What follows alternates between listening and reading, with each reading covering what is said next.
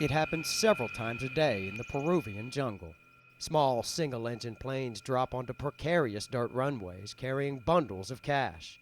Traffickers load up the aircraft with kilos of cocaine worth millions of dollars. The pilots fly off unimpeded. Peruvian narcotics police say they can only videotape the scene as they are too outgunned to act and have no way to follow the so-called Narco plane back to neighboring Bolivia. While Peruvian government officials insist they are doing what they can, the country has overtaken Colombia as the world's #1 producer of the drug. Yet Peru hasn't convicted and jailed a major trafficker in 10 years.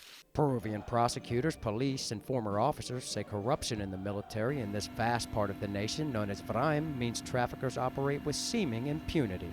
Even some police are suspected of corruption, but it is the military that controls the region. Ya hay oficiales que piden ir al BRAE.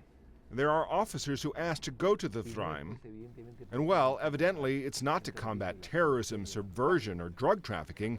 You cannot find a national policy on counter drug trafficking in this country, and this is really, really a problem. So I'm pessimistic about it. I think that in the near future we will see a major presence of the drug cartels here. Resources devoted to combating drug traffickers are limited. Narcotics police don't have planes or even their own helicopters and instead have to catch rides with the military. When police do intervene by blowing up runways, it makes little difference. There are hundreds more in the region.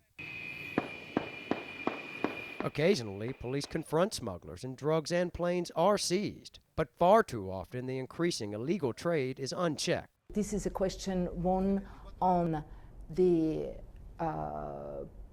Peruvian and Bolivian coordination of the police sections and of their enforcement strategies, and then is also a question of how to control the Peruvian airspace.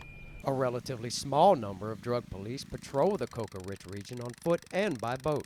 But former military leaders say it's just not enough, and until those in cahoots with the cartels are rooted out and resources are committed, Peru doesn't stand a chance against traffickers.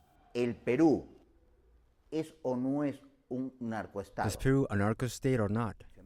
If you ask me, I would say we already fulfill 99.9% of the requirements. So outgunned and outmanned, Peruvian drug police often can do nothing more than watch as tons of cocaine leave their country bound for distribution around the world. Brian Skoloff, Associated Press.